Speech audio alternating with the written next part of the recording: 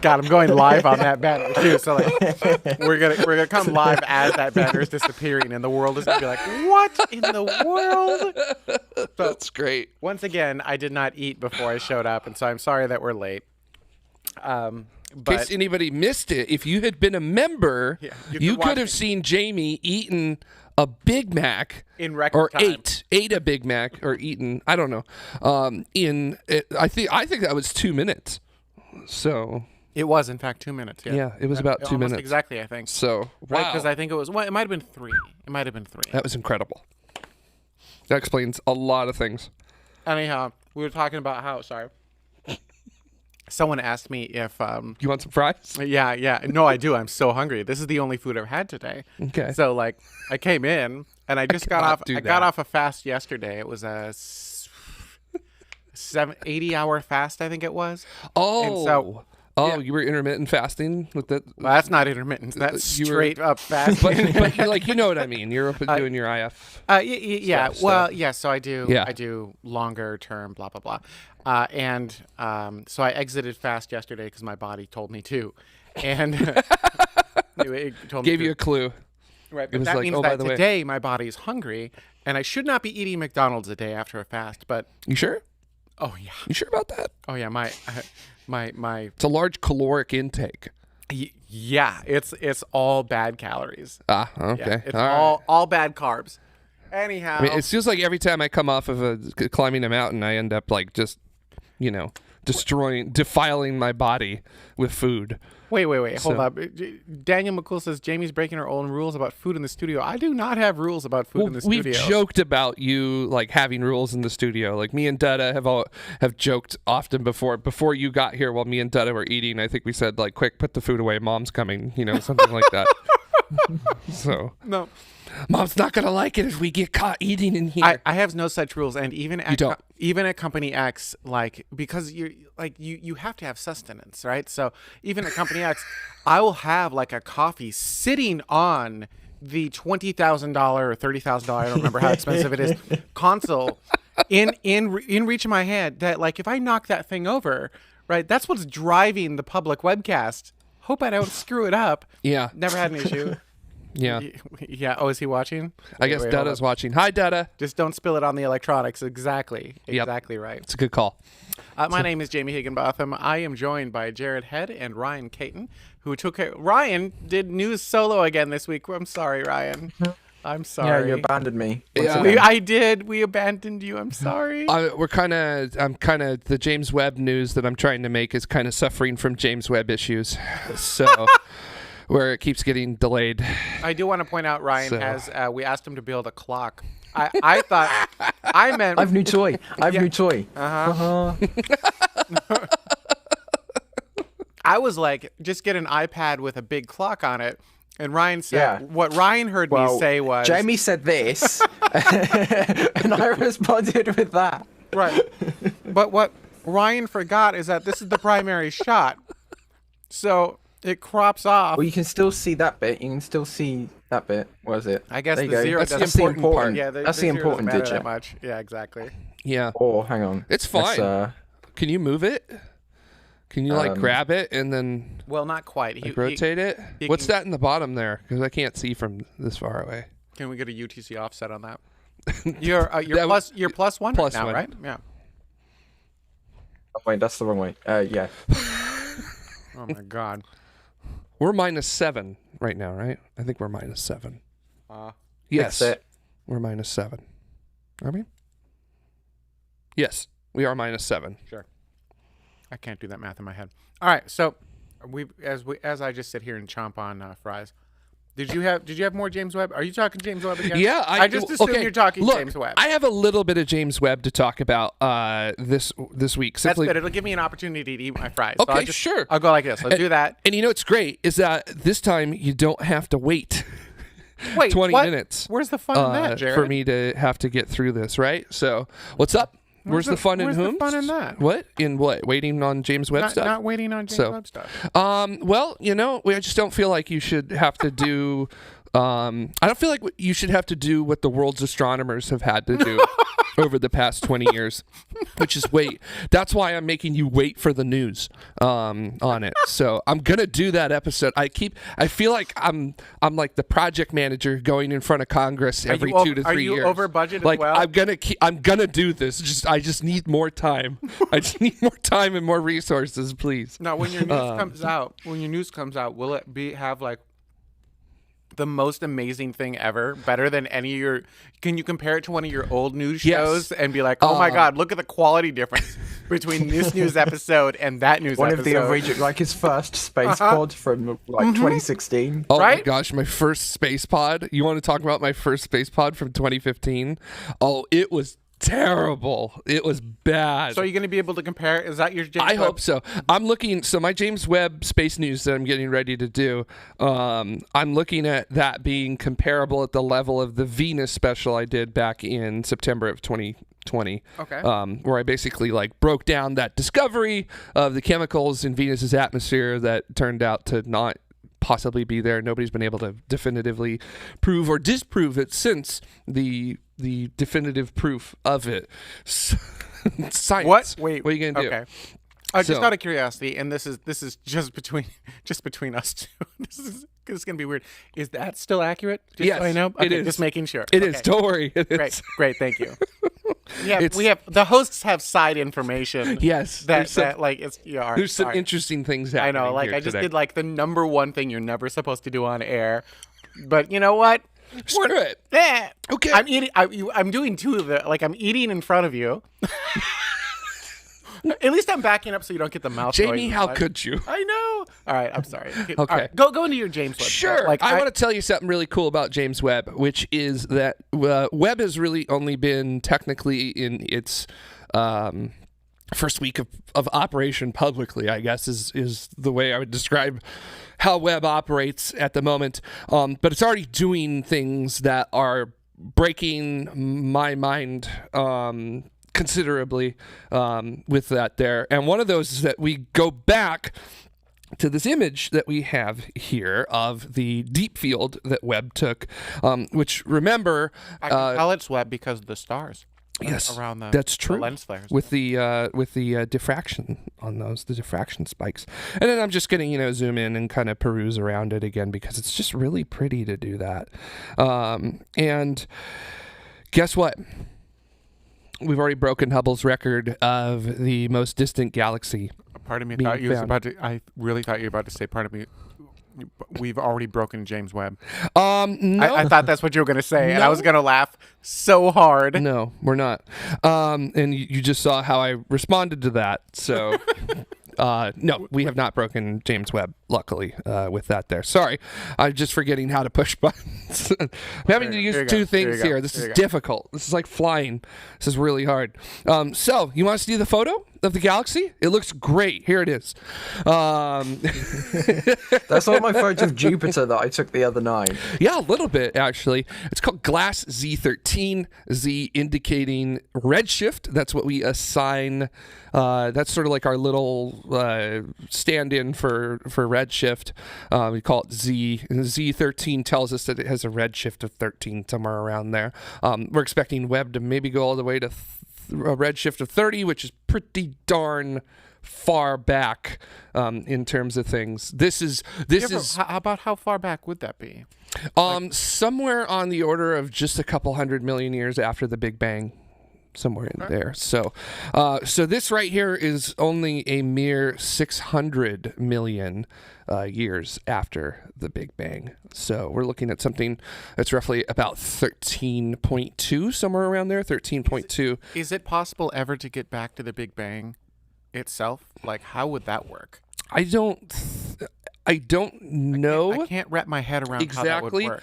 But I would say that you can't, simply because in the moment of the singularity, going from a singularity to not a singularity, physics just doesn't work at that point. So, like, imagine trying to figure out how to do something, but all of the tools that you're trying to do it with are completely, like, beyond broken. Like, imagine broken, and then go beyond a launch broken. from Vandy. So, what's up? So a launch from Vandy. Yes, mysterious, loud, lots of fire. All of the views I think I have, I don't have. No, not at all. Maybe Not at right. all. No. Right? Yeah. All right. That's kind of how it would work.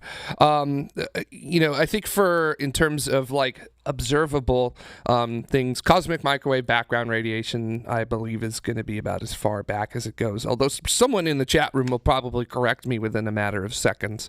With the, I like you leaning forward. I am. To look I'm into the chat room. I'm waiting. I'm ready to go. To absolutely destroy Jared. I'll push that comment. With this here. Yeah, well, please. I mean, if this is one of those things, if I'm wrong, I definitely appreciate correction on those things, because it's not just here, it's other places. So thanks for all of you who take the time to correct us if we're wrong on a multitude of things. And actually, I see we're already, what have we got? So kind of, Ika says there's a point where the universe finally becomes transparent, so we can only go back, which makes sense. Yeah, right? Like there's a point where everything just becomes so energetic that it really just doesn't like transmit, I guess, any data that we can gather, like photons and other things like that. It just becomes, it's so excited that it has to come down to a level where it can finally be cold enough that you can actually do something. And of course, that's like at millions of degrees, beyond what I can even reasonably think of degrees Kelvin in order to do something like that. Like those are numbers that I don't have in front of me, and if they were put in front of me, I probably would not comprehend them to begin with. So yeah, that's the problem I have with like astronomical terms of like. Oh yeah, I'm trying to comprehend how far these units are, and it's crazy. Yeah. But yeah, there you go. James Webb, first week, it's already broken Hubble's record of most distant galaxy. I keep expecting you to stop after broken. James Webb, first week, it's already broken. No, we got through the 344 single points of failure, most of them. Wait. Most of them? Yeah. Well, I mean, it's a spacecraft. Things can go wrong. Oh. Right? Like we already took a hit from a micrometeoroid out there that was way bigger than was expected. So okay. Yeah. So what else they did I do want to say, since that came up this week, because it was a bigger hit than they expected, in a spot that they weren't expecting to begin with, these kinds of big hits. Bigger hit. Okay. Yeah. The optics have been corrected for that. They have already shifted the mirrors around to deal with the damage to the mirror that has occurred. So that's really cool that they can do that. Yeah, and that's one of the things that I'm going to talk about in space news, the tomorrow news. That's coming out news. 10 years from now. Yeah, it's scheduled for next week. You'll be able to finally view it in about 10 years. Yeah, at some point. And it's only going to cost us about $20. I'm sure. Only $20. It's a $20 Space News episode. Which is that's actually not bad, because that means the final budget will be like $200. I was going to say, that's actually $20 more than it usually costs. So, yeah. I'm going to talk about that, because that moving of mirrors was actually a lot of people don't realize that was a massive gamble on James Webb's part terms of design. That was something that had never been done before, and was actually thought that in space you're just never really going to be able to do it. But Dan Golden, who is the NASA administrator in the 90s, basically said, do it. I hear Dutta in my head, like, because he does the Emperor really well. He's just like, do it. Yeah.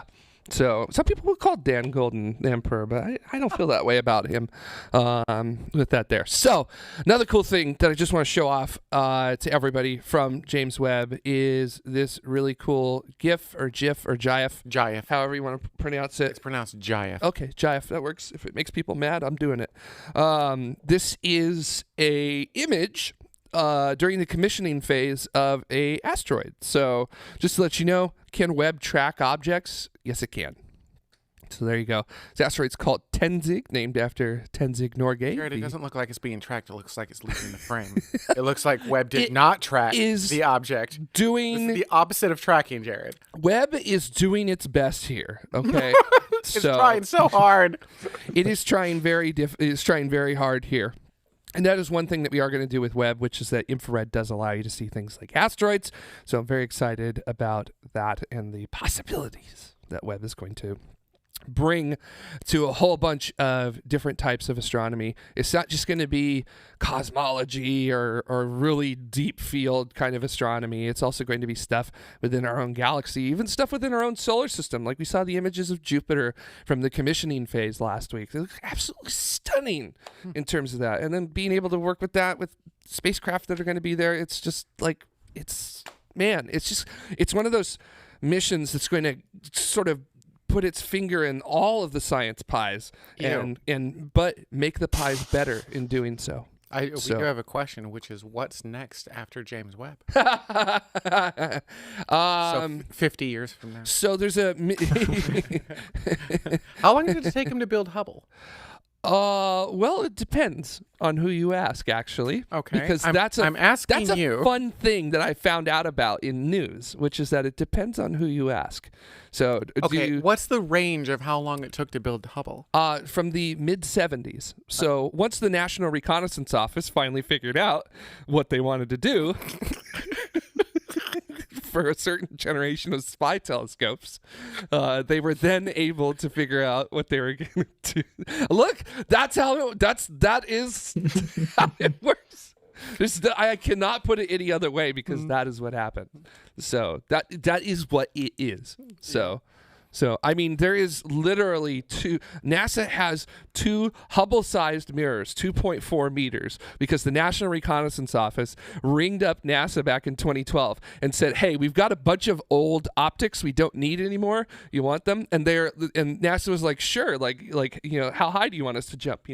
Like that kind of a situation. And they gave the optics to NASA, and NASA was like, how old are these for you? Because these are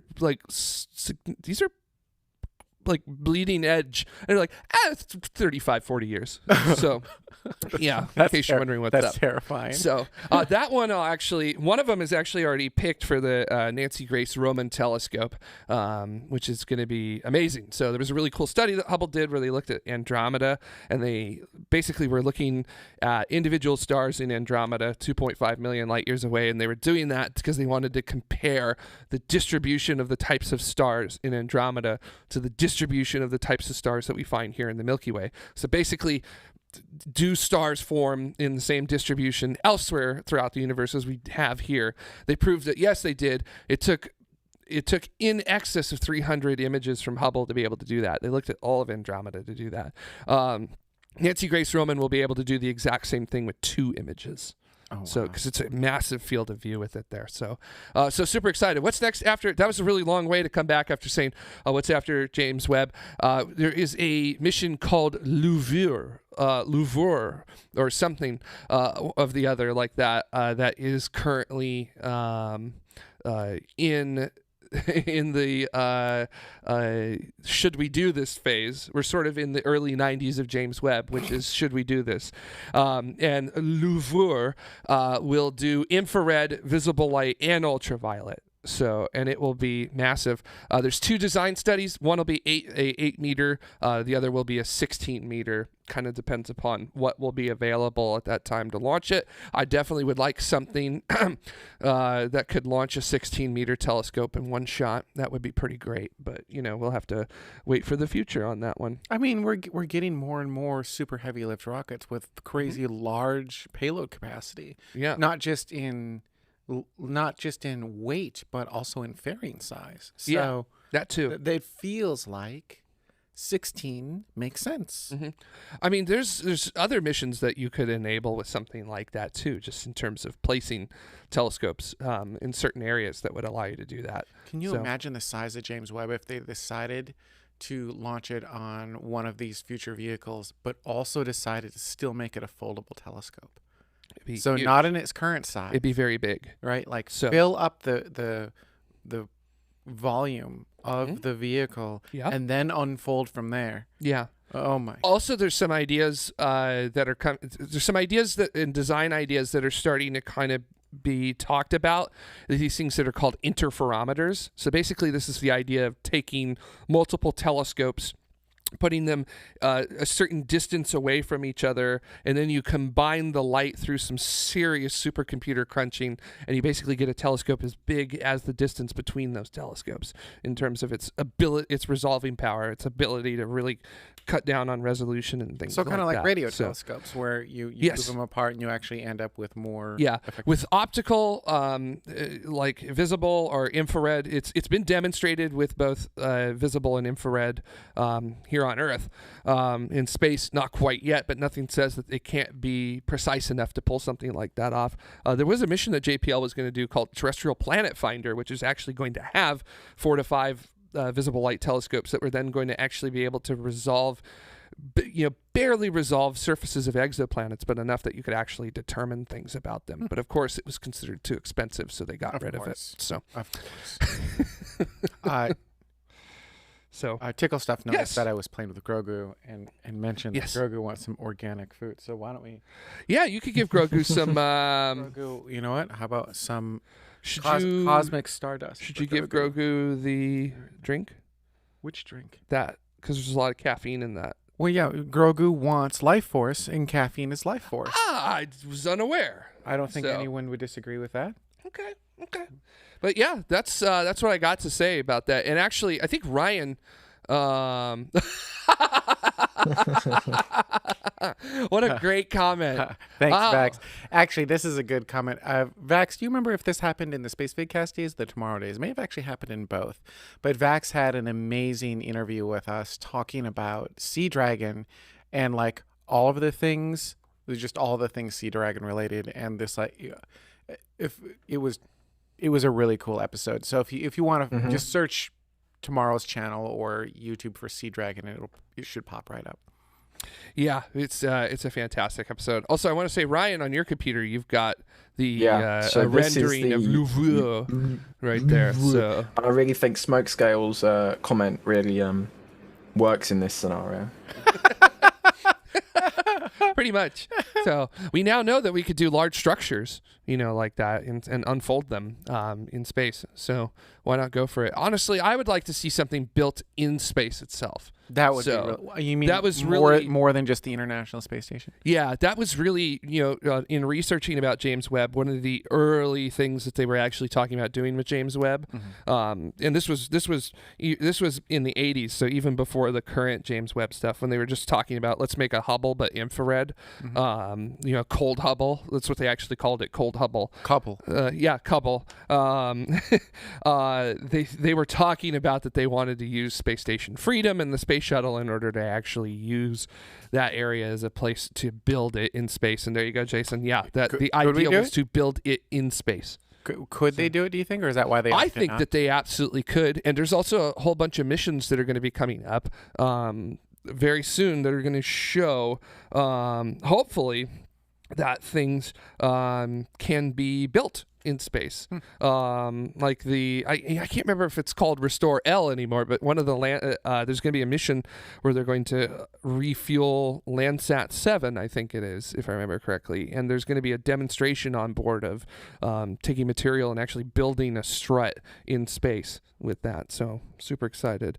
Yeah, thank you, Loopy. It's OSAM1, OSAM1. I can't remember what the acronym stands for. Let's make that up. It's optical sandwich, operational service, and milk. One. And sandwich and milk. Operational sandwich and milk. 1. There we go. Orbital servicing assembly mission 1. Ugh, that's boring. So that's not boring. So, you know what? In the comments below, if you're watching this on demand, what's your backronym for Awesome One? OSAM1. Come up with a backronym. Leave it in the comments below. I'd love to see it. And if you're watching live, I'll just start pushing some of them randomly throughout the show. Yeah, go for it. So that's all I got to say for now. There's other things I want to talk about later, but they're not James Webb related. Okay, so. Ryan. I'm gonna go onto a topic which has been making the rounds on Twitter in the last week. Many people have been taking a comedic stance on this topic, but I've got the image up now, and Arca Space have unveiled a concept for their new asteroid resourcing collecting mission, What? And What's I'm going to be completely honest, it's a bit of a Kerbal rocket.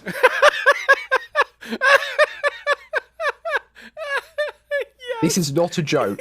This is a genuine mock-up graphic for something they want to seriously build. Ryan, I know that you said this is not a joke, but at least the people who are proposing this think it's not a joke. Everyone else, yeah. Oh my God, the launch pad. You're not wrong. This isn't the worst part. This isn't the worst part. I've pulled out some quotes. No, this better be the worst part. I don't believe you. This is not the worst part. I've pulled out some quotes. So. Oh no. How do I? I love that. I love that you made it into. Ryan, you put all quotes. I feel leery about the fact that we just even have our logo near that quote. So I should. Let's read this out. Ryan, I'm not gonna lie. We should have opened the show here. This. I wish I had asked you. I should have opened the show right here. This is where we should have started. Okay, so Arca released a document entailing all the. I just showed you the document. It's this document right here. I'll be honest, I haven't been bothered to read through all 281 pages on this new rocket concept, but I have scoured it and I've picked out the highlights, and we're going to start here. When we first communicated our findings publicly in a white paper and a YouTube video, and an YouTube video, so they can't even get the grammar right, from May 2nd, 2019, about 40% of the reactions were negative. It was probably the highest percentage of dislikes that Arca has ever received for a posted video. It was pretty clear to us at that point that a long battle lays ahead of us, as the rocket fans and engineers from various companies and space agencies from around the world are going to vigorously defend the status quo and will hardly accept any fundamental change. What a oh my God. Do you want to know what they cited? Do you want to know what they cited for this? Scott Manley, a famous YouTube personality, tarnished the idea of the ecological rocket in a dedicated video that gathered 500,000 views. This affected us quite heavily, but this wasn't the worst thing. Oh my God. Various venture capital investors who saw the video mentioned that they can't invest in Arca because the idea was trashed in the media, citing Scott Manley's video. Oh my God. Don't have bad ideas then. Exactly. Can we see that picture again? According to Arca, it's Scott Manley's fault. I love that, like, one of their most important metrics about design work is the ratio of likes to dislikes on their YouTube channel. Oh my God. What a fantastic engineering division these people have. I would love to walk in there. I would love to walk in there and see the crayons they're using. It's got to be amazing. It doesn't stop there. It's got to be amazing. Wait, hold up. Robert, it carries on. Wait, hang on. The video of it, it's supposed to be reusable? Yep, it's reusable. It's reusable. Does that not scream reusability to you? Look at it. What, is like a table or? I don't know. Okay, what's the best part? Look, it comes apart. It comes apart. I was gonna say it is six-sided, so we could use it as a mirror for another hub, a Webb or something like that if we needed to. So. All right, okay. What's the most best part, Ryan? It continues. Tim Dodd produced a pretty good video, not a good video, a pretty good video and article, but we definitely don't agree with his approach based on numbers that are purposefully put forward and saying, quote, yes, rockets do pollute, but the amount of pollutants emitted by the rockets is so tiny, this isn't that bad. There are worse things in the world that pollute more. End quote. We respectfully disagree with the way Tim defends this heavily polluting industry by putting forward numbers that makes the problem look insignificant. We understand that Tim's followers are in their vast majority SpaceX's fans, and we respect this. We respect the company, Elon Musk, his achievements, and his fans, and we respect Tim, but we can't agree with his conclusions. That's like when you're gonna get ready to say something and just trash someone, but you're like, no disrespect, but you know, and then you just absolutely just That's white. when you. That's when you. Yeah, it's like saying. I don't mean to sound sexist, but and then the worst sexist thing that you can ever imagine comes out of their mouth. Yeah, essentially. So. Yeah. And Data says, how many recovery ships does it require to collect all of those pieces? Well, I guess it depends on how many pieces it comes down in. So. this, Duddy, you're going to like this next part. So next up, they released this chart of, you can see, so at the top, it's innovative technology. At the bottom, it's old technology. On the left, it's an old design concept. And on the right, it's an innovative design concept. Unsurprisingly, theirs is in the best position. And right at the bottom, they've put SLS. And they've also kind of put, like, the Falcon, the reusable rockets here in a kind of old technology, innovative design kind of space. But I don't know how we're feeling on this. Personally, I'd bump them up a little bit. But they also released a statement alongside this, which says, innovation through the use of old technology with small design improvements is the left bottom corner that contains the SLS, virtually a space shuttle technology arranged in a different configuration, Launcher 1, virtually an upgraded Pegasus design, Ariane 6, an upgraded Ariane 5 design. No. This is amazing. That's what I was thinking when I was reading this. I don't have a drink with me. Confused. This is amazing. Like I get. So I understand and agree with the idea that if you have a radical concept, everyone will laugh at you and fight you at first because it's really hard, really, really hard to see something, to see a vision of the future that hasn't already existed. It's hard to imagine something that hasn't ever been before, right? It's easier to imagine a modification of things that are already there. It's very, very difficult, especially in mass, to imagine something that hasn't happened before. So I get that part. But can you go back to that model again?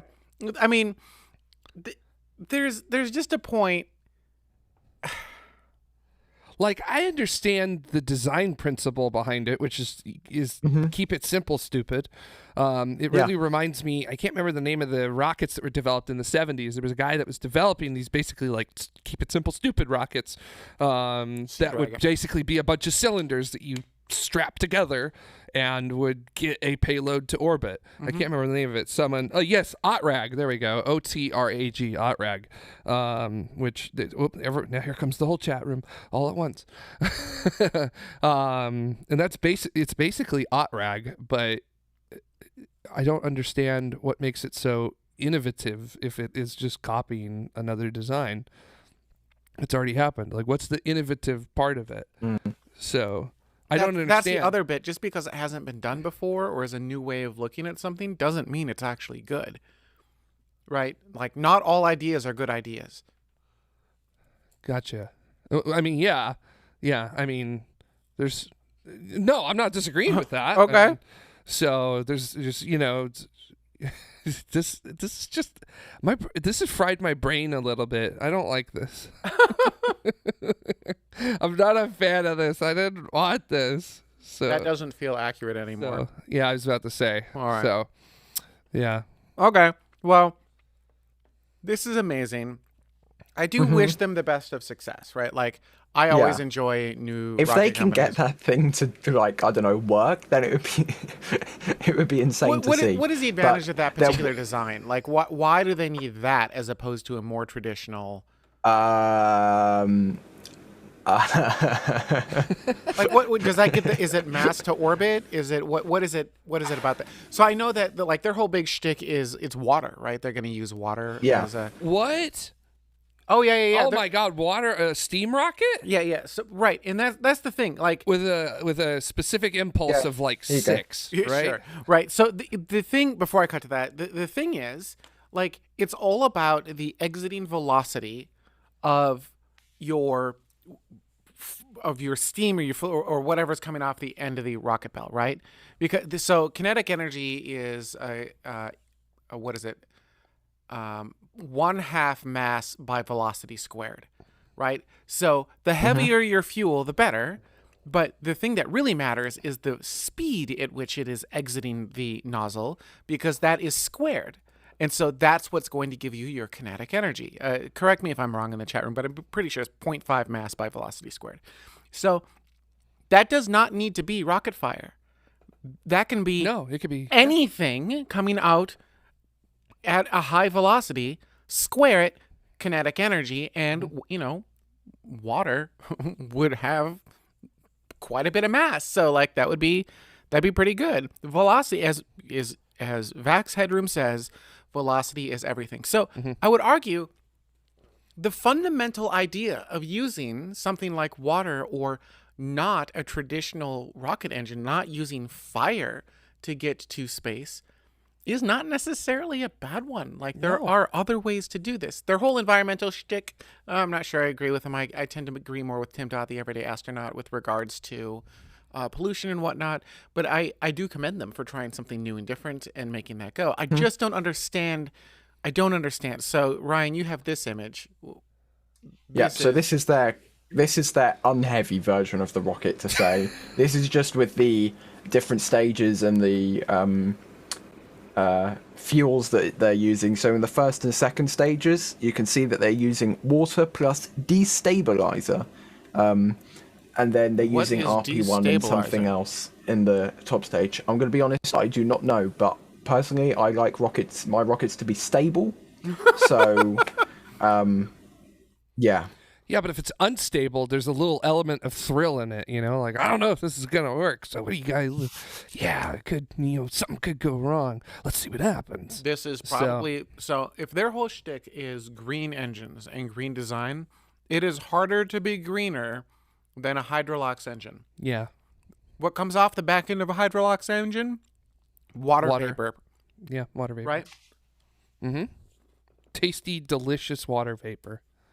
I'm so full of yummy water vapor. So. Anyhow. Yeah. I don't. Oh, goodness. Look, I think what I disagree with most with this whole shtick isn't. How do I word this? Take the Elon approach of, no one believed in him for the longest time. I was there for that, right? Like, I remember those days. You saw the ads from, I forget, Rocketdyne, I think it was, where they had the microphone on half the page and an engine on the other half. And they were like, some people talk about making rockets. We actually make it happen, sort of thing. Yeah, I don't know if anyone remembers those ads. Yeah. And that they didn't say SpaceX, but that's what they meant. Do you think that they're going to do a new ad that's going to have like inverted a photo of the RS-25 sitting at the bottom of the engine or of the ocean? I don't think they will, Jared. I really don't think they will. So I remember those days. No one believed in him. It was very difficult. But you know what? He was like, fine. Forgive my language, but he was like, fine, fuck it. I'll just do it. And he did it. Right? I mean, there is nothing that shuts people up more than actually being successful at what you're doing. Yeah. It's hard to point at something and say, well, that's going to fail, when it's successfully doing what it's supposed to do. Success is the best silencer. Success is the best silencer. So, if Acra if Acra thinks that this is the best thing that they should be doing, and the worst thing they can do is be like, oh, well, we can't do it because everyone said it was a bad idea. No, you know what? Be like, okay, I get you. You don't believe in us? All right. We'll show you. And then shut up and just do it. Right? Just like this, whatever petty, stupid thing they just released was like, oh, with investors. You know what? Shut up and just do it. Find a way to do it. Quit whining and actually launch. Do it. Yeah, exactly. If you're whining, what you're doing is making excuses. No one wants to hear that. And the more excuses we hear, the less we believe you can do it. Yeah. What are we looking at? I think that the path... if you want to support Arca Space in their venture for the Eco Rocket, you can support them on Patreon. I think that the path that they're taking, especially when you understand the past of Arca, it's just coming off incredibly disingenuous. Feels like every year they put out a new paper or a new video or a new announcement that they've got something that's really going to work this time, and that everyone else is just absolutely terrible because they're just so mean to us.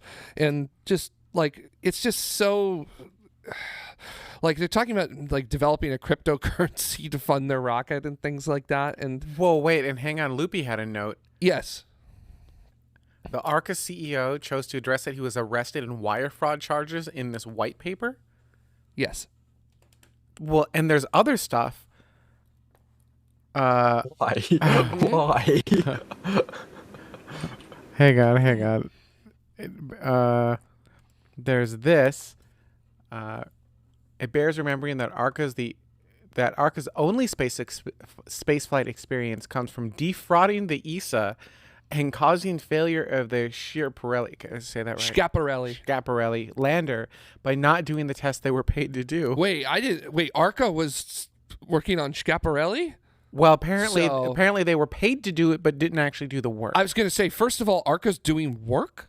So that's like my first big thing. I don't know that to be true. I don't know. I haven't heard that one before. Oh, wow. This is just a mess. I know. There we go. Right. Just finding the link. Yeah, I will say Jared is. They said, oh, oops, sorry. Like they're like live Google it, and so here is Jared live Googling. Here's his screen as he Googles this to try to figure out. Schiaparelli landing investigation. Just search for Arca. Okay, I've got a statement. Hang on. We'll move over to yours. There you go. Accusations are flying that ESA's ExoMars Schiaparelli lander crashed into the Red Planet due to poor ground testing conducted by a Romanian company named Arca Space.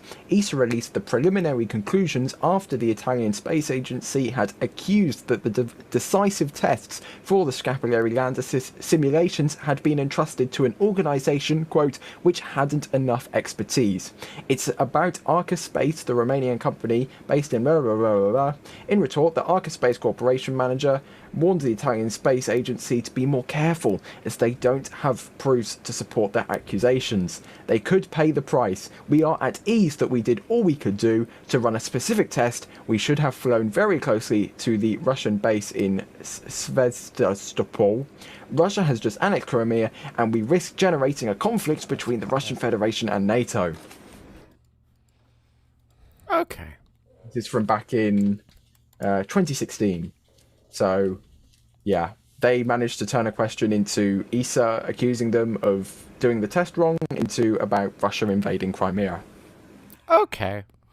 So, yeah, I'm not a huge fan of, and there were a bunch of people in the chat room, and I apologize, I don't have the comments handy, but it said Arca is a marketing run company. It's pretty clear that seems to be the case, right? They're more worried about their image than they are producing actual good engineering. And nothing pisses me off more than companies that don't produce anything and they just talk about a bunch of shit.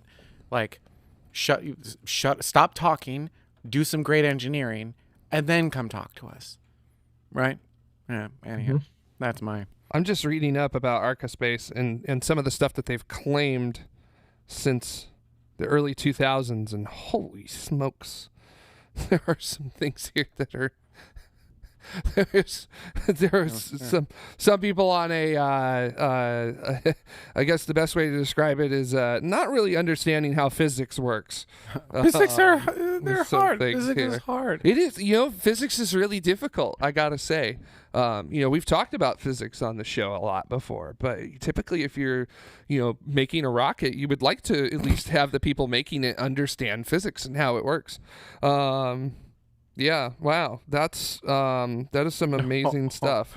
So this is, I think, a fairly true statement. BPS space is greater than Arca space. I love, but I mean, come on, who doesn't love BPS space? Yeah, then? Joe's amazing. Joe and the crew there are. Oh yeah, amazing. Absolutely. Hey, did you have more James Webb stories, or did you have? What did no. Oh wait, Ryan, is that what you had? I didn't want to cut you off if you weren't done. It just felt like we were video. Done. Words. Which one? I've got a video and I've got a question from Smokescale. Well, okay. So I was gonna ask if you were done with the Arca, but go ahead. What's the question from Smokescale? Smokescale has said Arca is landing on Mars. Is soft ground. No worry. Rocket don't need to work. It bounce. And there's also this video. It's a slideshow of images, and in here they've revealed how they're gonna land their new rocket. I mean, just look at that. That's just. If someone can get this to work in Kerbal, I will be extremely impressed. Let alone in real life. And you'll see the animation. There you go. That's how it's going to land. To scale. Yeah, it should be easy. Let's look at that. Yeah. Piece of cake. Landing's not that difficult, especially when you use water. 2 boats. There's already water there. Yeah. There you go. Ooh, pretty. Wow, it's beautiful. Why does it have those weird arms at the top? Because it's grabbing. It's supposed to grab an asteroid, isn't it? Oh. Well, they claim it will grab an asteroid. It's gonna look at this. Ta-da! Yeah. It's got little pincers. Wow. They want it to grab an asteroid. Let's put it that way. Oh, I'm excited for where you're going with this. In orange. All right. Cool. All right. So there's that. Yeah. I looked up what their big thing was, like why everybody was like, these guys have no clue what the heck they're talking about. Yeah. Apparently one of their original rockets that they designed basically relied on the pendulum rocket physics problem to stabilize the rocket, but the thing is that's a fallacy. It's not actually how rockets are.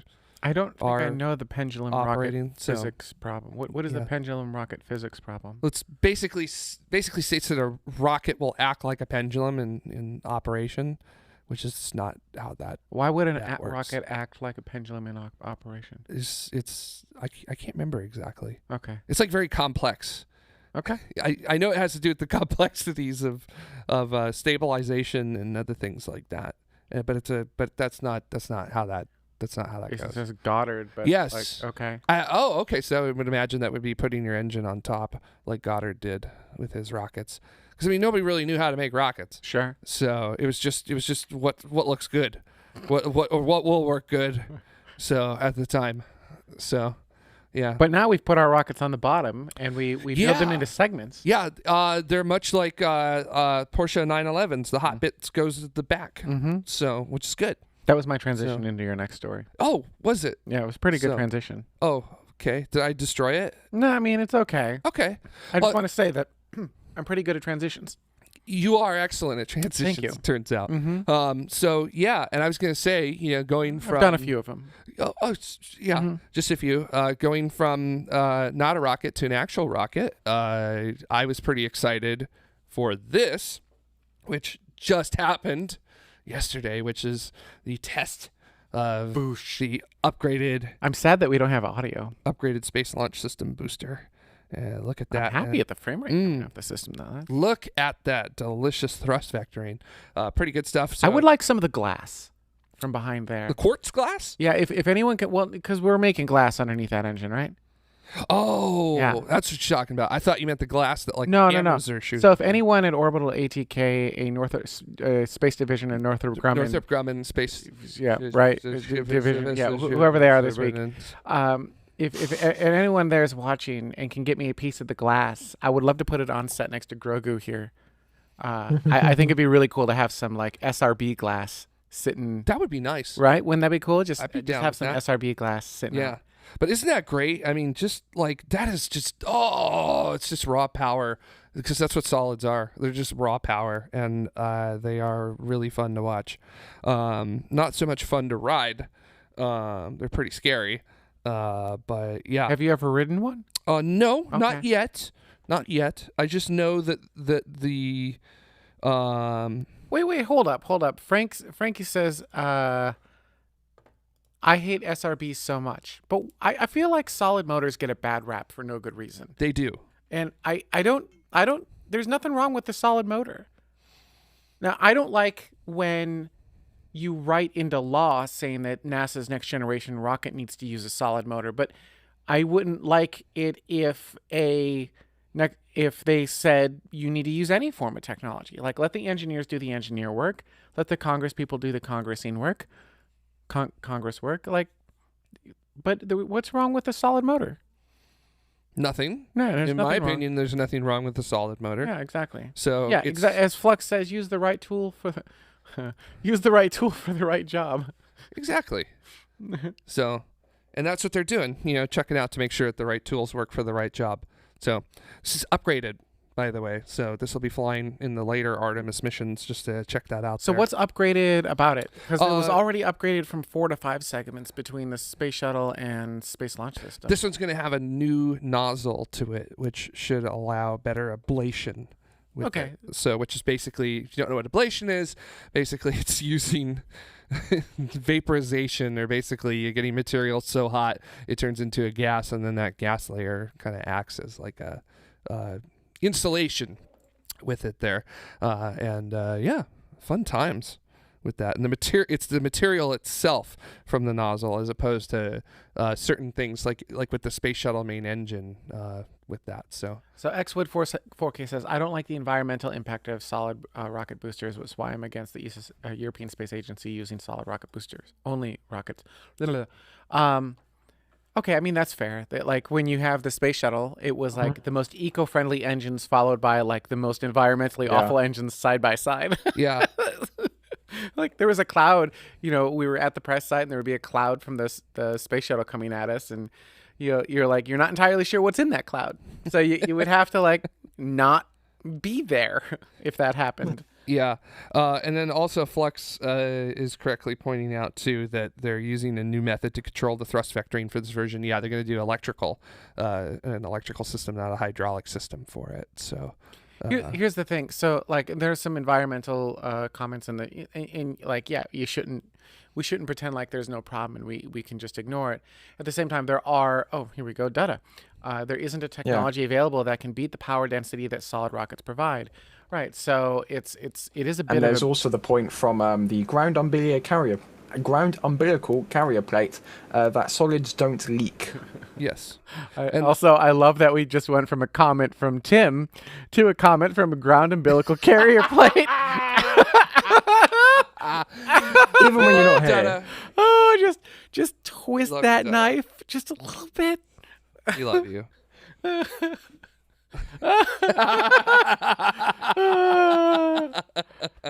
Also, I saw in the comments that there some people were saying that you can't throttle a solid, but you can. Untrue. You absolutely can. And they do. They do on shuttle. They would throttle the solids down, and I assume the Space Launch System will do the same thing. They'll throttle down and back up. Yep. It is solids. It is essentially the amount of surface area that is burning. You can change that shape through the casting of the solid.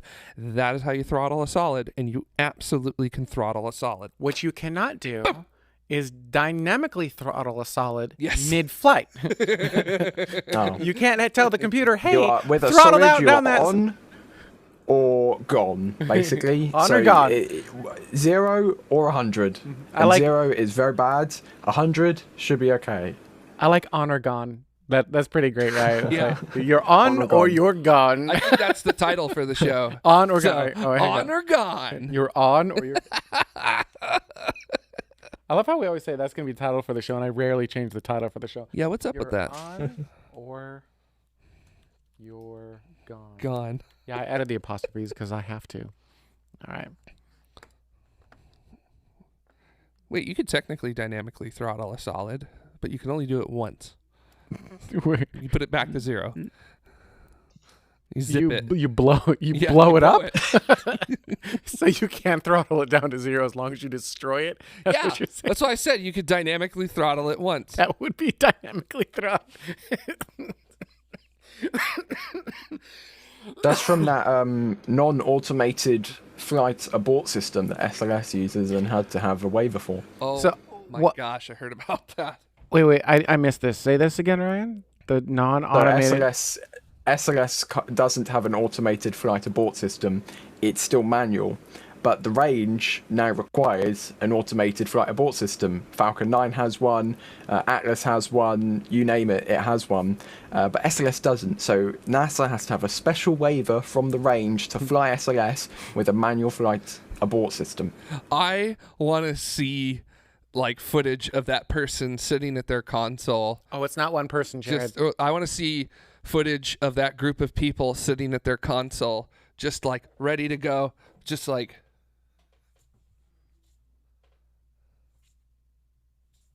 throughout the flight, No, I feel like that's one where it's like one of the movies where you have to like two people have to like flip up the covers, they have to turn the key in synchronization, right? Flip the switch. They get the code, they crack the thing open, get the code, someone reads out the code.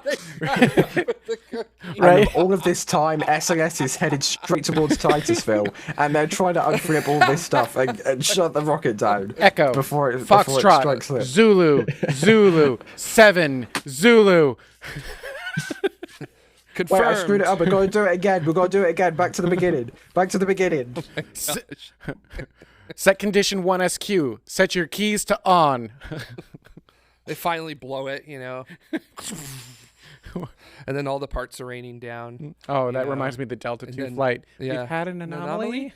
And then a whole bunch of Firefly Aerospace enthusiasts are there, so they start running after the parts as they so Too soon. too soon. Oh, here you go. Yeah, that's exactly what I was thinking of, Ryan. That's exactly that is. I love that we all went to the exact same place. Yeah, there you go. Now, see, everybody said you can't throttle a solid. Yeah, they throttled that solid down to 0. Say that solid throttled itself to 0 dynamically. So. Oh. See? Look how pretty it is. It's so pretty. It's gorgeous. It's expensive, but it's gorgeous. That's a very expensive one. There were a lot of new cars bought that weekend in Florida. Oh yeah. So very, very true. So if I remember right, basically all of that solid burning propellant landed in the parking lot, if I recall correctly, and melted the glass in the cars. So that's some good stuff. Any other stories from you? How about you, Ryan? That's all I get. You don't have. That's pretty much it, I think. Did you just want to show pretty air? Whoops, that's not what I wanted to go to. Oh, here, another one. Oh, another one. Oh no! Here we go. Another one. I thought you were going to show the pretty airplane, and then as soon as I cut to you, oh no, that was a video I was watching earlier, and then I had to come and do this. I'm sorry to inconvenience you to do this show, Ryan. On that note, I'd like to thank everyone who helped make this show happen. God. These are our ground support members. And you can head over to youtube.com/TMRO/join. And there are different levels that you can subscribe at, whatever makes sense for you financially, assuming you enjoyed this show. Or if you didn't enjoy the show, that's okay too. You could just, subscribe or unsubscribe, whatever makes sense to you. Exactly. That was that last slide. So I like what? I'm sorry. I just remembered. Never mind. I forgot to update my thing to keep it going. So. Oh, are you not on the slate anymore? No, I'm not on the slate anymore. Oh my God, whoops. Jared. Whoops. Sorry. I don't actually look. I just take the data and I dump it into the thing every week. I deserve all the booze. Yeah. Please. And I deserve all the booze and all the booze. So. All right, what should we end this show on? I feel like we should end on a high note. Is there any topics? We talked about Company X and me holding coffee over the control surface. What? Trying to see if there's a fun Company X story I can tell you guys. Can't tell you that. We could end it on this. I just saw it in chat. We could end it in the spirit of Delta 2. We could end it on Oh, that's Proton. beautiful. What a great launch on those Kazakh steps. Oh wow. Wow. So pretty. Is it really that slow? Oh, that's not good. Oh, that's slow motion. Yep, that's not looking good. That's looking extra bad. This is the inverted IMU, right? Yeah. I'm gonna just keep streaming, right? Because I would feel bad ending the stream right before an explosion. That would just be super cruel. No one would ever do that. Yeah. Yeah, obviously.